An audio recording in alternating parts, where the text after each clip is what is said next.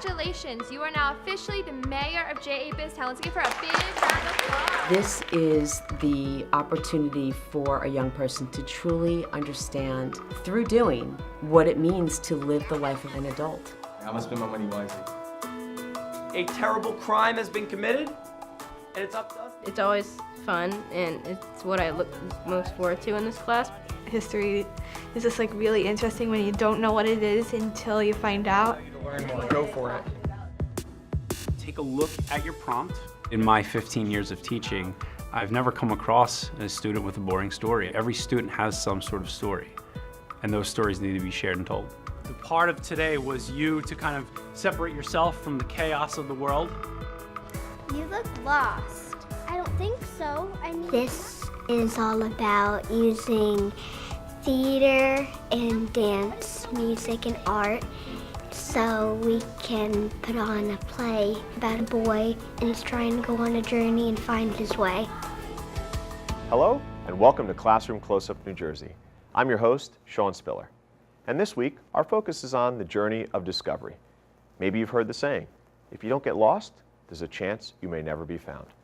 For most, that means facing challenges and discovering each individual's unique path in life. We all have a story to tell. Later on this episode, students will explore the power of storytelling and how that power can lead to self-discovery. But first, preparing for success in a global economy by practicing real-life scenarios. Welcome to JA BizTown. My name is Miss Angela. We are so excited to have you guys with us today. Junior Achievements JA BizTown and JA Finance Park are unique educational experiences where students receive lessons in the classroom that's taught by their educators, and then they have a simulation experience here at the JA Education Center where they're putting all of that newfound knowledge into practice in a hands-on activity. When you make your way to your business, there will be a binder with your job title on it. Are you guys ready to get started? Yeah. All right, let's walk. I'm the CFO. Basically, I do like all the stuff with the money.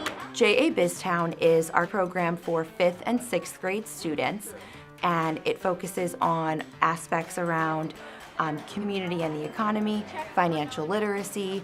Well, we give checkups to people. I'm a sales manager. LPEDFE. BizTown is made up of 14 mini storefronts. So the goal for the students when they arrive here, they're going to be running a mini economy for the day. The purpose of Junior Achievement is to inspire and prepare young people to be successful in the global economy. We're one of 30 statewide operations in the country. Do you promise to do your best in serving all JA BizTown businesses, staff, teachers, and citizens? I do. Congratulations, you are now officially the mayor of JA BizTown. Let's give her a big round of applause. Being a mayor of a town is really an important job because you have to take everybody's, their opinions into account. You can't just say, okay, this is what I want to do, and then this is what's going to happen. You really need to think about what everybody else wants, and sometimes that can be hard. And as mayor, I ask that you voice your opinion by voting. Remember, it is a privilege and the responsibility of all good citizens to vote. Awesome. I believe that they appreciate their parents more and how hard it is to keep a job and to handle stress on a daily basis. Work ethic, to know how to dress for work, to know what things are expected of them when they actually get a job and have to go to work every day, and that it's a little bit different than what they're doing every day in school. JA Finance Park is our program for middle and high school students, and it is all about personal financial literacy. My profile is that I am a daycare programmer director. I make $49,500 per year. Right now I am grocery shopping for my twins who are 2 years old, and for me, since I make at least $89,000 a year, shopping isn't too hard for me, so it's pretty easy. You have no money? No. What happened? It all went away with all my, electricity, food. Today, these students are going to learn firsthand, as an adult role-playing, that money does not grow on trees. Right now we're looking at our household and our savings goals and stuff like that. So, it's hard. Life is hard. All right, so Sean's going to share a little bit about his experience about being an adult today. What I realized that it takes a lot of work and it's a lot of time to like get things ready and pay for all this stuff that you have to pay. It brings something extra that I can't replicate in the classroom. I could teach them the material, but coming here and doing it on the machines, having to go to all the different kiosks to buy life insurance and other things, it brings it to life. Being a DJ is fun, but it can be stressful at times because a lot of people come to you. They want music, they want ads. What's your account number? Usually by lunchtime, the students are much more confident and comfortable in their businesses. They're taking charge. So they're going to the banks, they're depositing their paychecks and opening up a checking account. They're going to City Hall to vote. They're going to the Wellness Center to get a health assessment and just using their break time to get all the things that normal people and adults get it done in the day. I want the students to leave with the fact that everybody can be useful. Everybody has a purpose. And if you stay in school and you understand it, there's lots of businesses that you can do out there. But most important, learning teamwork, learning how to work with other people, and how to just get things done during a typical business day. 15,000 young people from elementary through high school will actually pass through these doors this school year alone. This is the opportunity for a young person to truly understand, through doing, what it means to live the life of an adult. I'm not ready to grow up at all. I'm not having no kids, none of that. Like, I learned a lot and I know what to do and what not to do. Like, I'm gonna spend my money wisely. Also very fulfilling. I love working with teenagers, just helping them capture their potential and teach them a new skill, life skill that's so important. It's great. I would like to thank our teachers, volunteers, sponsors, and others who have made this day possible for us. We're very proud of the work we do, primarily because we're able to provide our curriculum to schools at no cost. So we're helping schools as a solution provider to meet state requirements, meet state standards, but also provide students with an experience that they might not be able to get elsewhere. I think it's an amazing experience and I would recommend it to anyone. Junior achievement programs are designed to prepare a new generation for life's journey. Last year, over 1,600 volunteers invested their time to mentor young students. We look to mentors for guidance and inspiration. For our next story, you'll need to know a bit of history. To the untrained eye, these objects may appear to be simple historical artifacts, but in actuality they're evidence of an infamous crime against our nation that took place over 230 years ago, a crime that these students hope to solve. And it's up to us, the HCSI team, to figure out what that crime is. We're currently exploring the American Revolution, the events from essentially British taxation to the Battle of Yorktown and the Treaty of Paris. So the lesson the students went through today was called an HCSI, a historical crime scene investigation. What this entailed was essentially the students would go around the room and look for pieces of evidence about a historical crime. And the goal is to determine what the crime was and, more importantly, how it fits in with what they're learning about in the Revolution. You and your group, on your evidence sheets, have 5 pieces of evidence that you're going to uncover from the evidence collection scattered around the room. Get started, go! Big old zipper. Big zipper, yeah. There you go. Let's see what you got in there. Oh, there's something in the boot. I guess you got to be pretty thorough, huh? Some key pieces were the boot with the map inside, and also there was a piece of paper with some coding or like numbers on it, which was really important and cool. So what are you guys looking at right here? The United States passport. Every time you go in, they stamp it, right? So probably important to know how many times. How many times does it have stamps? 1, yeah. 3, 5. He probably was one of like the representatives to the British. Could be. So the students got to see a lot of different artifacts while they did this. They had an old boot with plans about West Point stuffed in the boot. They had a blank piece of paper which had invisible ink written on it, and the students had to use a UV light to figure out what it said. I had a picture frame with Peggy Shippen in it, an Alexander Hamilton quote, a chain link. There were a lot of different objects that went along with this lesson. Sarah Lee. Do you have number 19? So you guys didn't look at every piece yourselves, right? You No. looked at some of it, Yeah. and now the goal is like some of the things you looked at, you share, and some of the things you looked at, you share. So that kind of helps the collaboration process. Also, the spies, maybe look up John Anderson, who he was, and what he did. I like the investigation part of it and trying to put the pieces of information together to find out what is happening. Tell me why you guys came back over to check this one out. So we came to this one because of like the evidence that we had before. One of them was a love letter, and like he's clearly like he's writing something or just finished writing something. I think that's the legend or the key. The reason that we're looking more closely at this one is because it's giving us many things we're going to need. For example, it's giving us a date. It's giving us a place. I think this lesson is pretty effective due to the fact that first you have this cooperative reliance on your peers to help solve a problem. Secondly, there's a crime, it's a mystery. Kids love crime, kids love mysteries, so they want to know the ending of it. It's like a good movie. My guess is treason, so maybe Benedict Arnold or something along those lines. Today I want to go over what I like to call the West Point plot. So here's how it happened. Benedict Arnold, an American general during the Revolution, didn't feel like he was getting his due props. Unhappy at work led to unhappy at home, so Arnold's wife, Peggy Shippen, reached out to her dear friend, British super spy John Andre. Together, Arnold and Andre hatched a plot to let the American fort at West Point fall into British hands. The caper was foiled, however, when Andre got caught with the plans in his boot. Andre was hung for his crimes, while Arnold and Shippen ran away. And that's the end of the story. So it brings up the question, who is our villain here? There are a couple of big questions that the students are tasked with answering. All three loyalists were a huge part of it because each one of them could have said no. There wasn't really a villain because it also depends on perspective. From the British perspective, John Andre was a hero in that he died helping his country. And from the colonist standpoint, all three were villains. Should Americans ever put themselves above their country? This is a tough question. It's one that is not easily answered.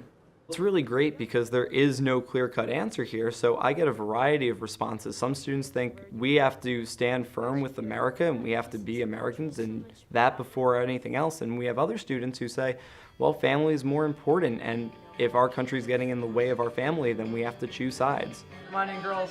Do nows. Make sure you sit with your group, okay? We've done the HCSI before, and it's always fun, and it's what I look most forward to in this class. History is just like really interesting when you don't know what it is until you find out.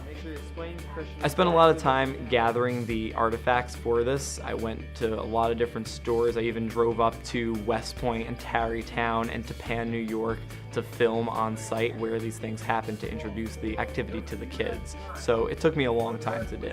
I don't know any other teacher who wrote an entire letter in invisible ink for one lesson. Fine, I will allow you to learn more. Go for it. That's really good teaching. This is not my first time on Classroom Close-Up. Back in 2013, I was a student teacher at Burlington City High School, and my cooperating teacher, John Russell, was the Humanities Teacher of the Year for New Jersey, and he was nice enough to let me take an active role in his lesson. The most valuable thing I learned about teaching from Mr. Russell was that you have to engage the students in ways that are different. You have to do things that hook the students and get them excited to walk in the door and learn. So if you can do that, the students are going to learn, they're going to have fun doing it. You're watching Classroom Close-Up. Good morning, everyone. Welcome to the Spring Write-a-thon 2017. So glad that you can be here today to be a part of this event. Jason Armstrong's Write-a-thon gives students the chance to explore writing in a different way. The Write-a-thon takes students from outside of the traditional classroom, giving the students an opportunity to write for 2 hours. I had this idea that maybe, just maybe, we can make writing fun. That writing could be something that we didn't attach to ultimately grades. They can write on essentially any topic they want and any sort of genre they want. And the prompt itself is asking you to examine your life. Tell a story about a time that you were challenged. And I think writing itself allows you to find a sort of courage and a sort of voice that maybe you didn't even know that you had. Good luck, guys. Let the title begin.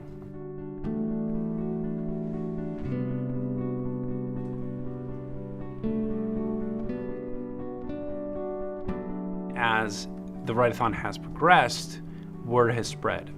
So now we had juniors mixed in today with the seniors. We also had 7th graders mixed in. So the word has definitely spread. This is only our 4th write-a-thon, but now we are getting mixed grades and we're getting people from 2 different schools.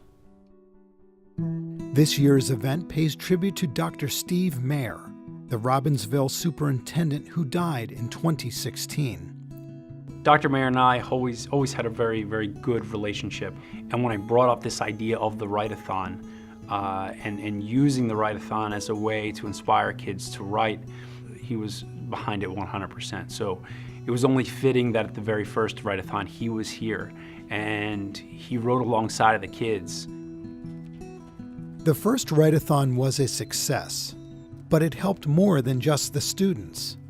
During the 2013 school year, Jason was battling a rare disease. I had an MRI done of my brain, and it revealed that I suffer from a disease called cerebellar atrophy, which essentially the cerebellum of my brain had deteriorated, had atrophied, without any explanation at all. And it was during all of this that I decided to write. The write-a-thons, along with a personal blog, have helped Jason cope with his condition. He hopes that in some way, students become more inspired by his story. In my 15 years of teaching, I've never come across a student with a boring story. Every student has some sort of story, and those stories need to be shared and told. Today I wrote about a volunteer organization that I'm part of during the winters for physically and intellectually disabled children. Today I wrote about a very personal topic for me. It was when my friend Kirsten passed away when I was in 7th grade. I preach the importance of being authentic when you write, and I preach the importance that writing can affect people, writing can melt hearts. My grandfather has dementia and my grandmother has Alzheimer's. So I started writing about her and how I don't really recognize her anymore, and how it's like on my subconscious that like it's definitely going to happen to me because it's on all sides of my family. And that's why I write, though, to get all of it out and like to have my voice be heard and hear other people's stories. A lot of students align writing with, let's say, a grade. And unfortunately, that sort of clouds their ideology of what writing actually is. I think real authentic writing is about digging underneath that surface level. It goes beyond getting a grade. During this break, I'll be coming around, talking to some of you guys, just kind of get a feel of what you are writing about. Students write because they need to write. It's not because they want to write and have a passion. So I think he is really working on expanding those skills with students and, you know, really driving that light within them as being writers. I found it a good way to like almost clear your mind in a way. Like a lot of times we have a lot of things in our mind, but we get lazy to write it or like we don't feel motivated. But having like something like this where you're kind of pushed to write more kind of lets you express yourself in a lot of ways. It's kind of like an art for me. I really like visual art, and this is just kind of a different medium for me. Jordan. After the write-a-thon, 2 winners are selected by a panel of judges. Both receive a $500 scholarship. Part of today was you to kind of separate yourself from the chaos of the world, have that opportunity to just think and reflect, and obviously just delve into the power and the magic of writing. I feel that it is so incredibly important as a teacher to stand up in front of your classroom and allow yourself to be vulnerable, because students often see you as the enemy or the giver of grades. And we're flesh and blood. We have stories, we have families. And what I try to do is just integrate my own story into the classroom. And what I realize is when I'm a model of vulnerability, it allows students to share theirs. Like my classroom is a sort of safe place for them to tell their story, to write their story, and to sort of be themselves.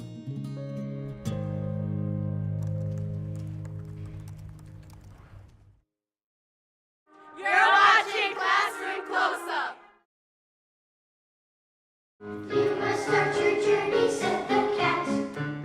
It's as simple as that. Each one of these third graders are on a journey, life's journey. They will all take different paths, hit bumps in the road, and take detours along the way. But with the help from the dedicated collaborative art teachers at Lester D. Elementary, they are learning how to handle life's obstacles through the arts, with a production of Peter H. Reynolds' book, The North Star. Everyone looks great. Everyone is excited. Are you ready? When we first started the project, I'm not sure the students understood. Life is a journey. Let's go make a production about it. I think they understand the idea of a journey now after having the experience of taking an abstract concept and making it come to life. You look lost. I don't think so. I mean, I'm not sure if I'm lost. This is all about using theater and dance, music and art, so we can put on a play that talks about a story where there's a boy and he's trying to go on a journey and find his way. As he ran, he noticed the forest getting darker and thicker. This production is all part of Celebrate the Arts. Celebrate the Arts is a wonderful opportunity for all the arts to come together for each grade. And we have a day of celebration for each grade.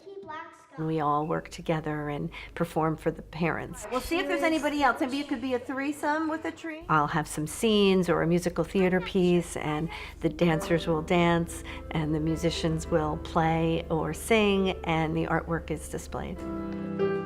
This may sound like an after-school activity, but it's actually part of the curriculum. We are the only school that I personally know of in New Jersey that has theater, dance, art, and music for pre-K through 8th graders every week for the entire school year. Some I understand and some I don't, like how that leaf floats on the water. Music and art and dance and theater, it's just expression. It's expressing your emotions, it's connecting with others. Be brave enough to dare to dream. It's learning how to relate to the world around us. So I think if we incorporate those things with students at a young age, they learn to appreciate the arts, they learn how to be better human beings, and it gives them opportunities to think outside the box and be creative. Kids can either be good at math or they could be good at science, social studies, history, but they need to have art that's a complete other side of your brain. You need to be able to move, to be able to act, to sing, to draw. If you don't have all of those other things, you know, they're really important throughout life. Something that I think comes from experiences in the arts is learning something about yourself that you may not have known about. And as he You may end up being more confident in the end because you have something that feels right, that brings you joy, that maybe sparks a passion that can lead to other things. I like being on stage because I get to use my body to tell a story. My role in this was to teach the 3rd grade students the songs. My role is to be their dance teacher, to help them create choreography for the production that makes sense with the story. I kind of thought leaf would be pretty cool. Leaves are individual, and leaves go on their own timing. Leaves fall from the branches when the time comes. Wait, can you demonstrate it real quick? And so we should demonstrate that with our body. And then I go to the ground, right? Maybe some hold on a little longer, and eventually they fall and they cascade. And they slowly move to the ground where eventually they'll be. I think Mr. Spiller did well in that scene because he just blended right in and everyone's dancing and I enjoyed watching it. That was nice. I did allow the students to choose if they wanted to be actors and using their body out there and playing characters, or if they felt more comfortable narrating. He traveled at all fours for quite some time. I was more narrator and just acting. I didn't really talk a lot down on stage. We had to draw the North Stars and all. We had to make our maps and all. We had to make our compasses and all. And it was all really fun. In the map, they started out for where they were born, so we talked about what town you were born in. Is this you being born? Yes. Oh, you were born in Atlanta? Yep. They were allowed to make whatever design they wanted for the path, and it would end with an X, and that was their future goal. And you're going to go to high school. Yeah. What is this, basketball player? Mm-hmm. All right, I see that. You want to go to Duke? Yeah. I would like my students to be happy. I want them to take a journey that is fulfilling to them, whatever that means. I want them to be open-minded people. I want them to be confident in what they do and confident in their own decisions. Cast your fears away, journey on. The North Star author has written about how gratifying it is to know how his book has encouraged people who felt lost by guiding them toward their true path. It's not always easy to reach for our dreams, and sometimes, as we grow, our dreams evolve. Educators and mentors play an invaluable role in allowing young people to find their voices, providing tools they can use to thrive in today's world, and to be learners for life. So that's all this week. Thank you for tuning in. If you missed any part of this episode, or to search our video library, go to classroomcloseup.org.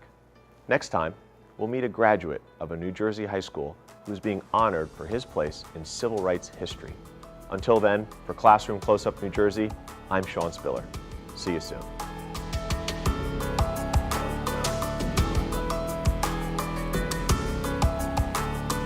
Put themselves above their country.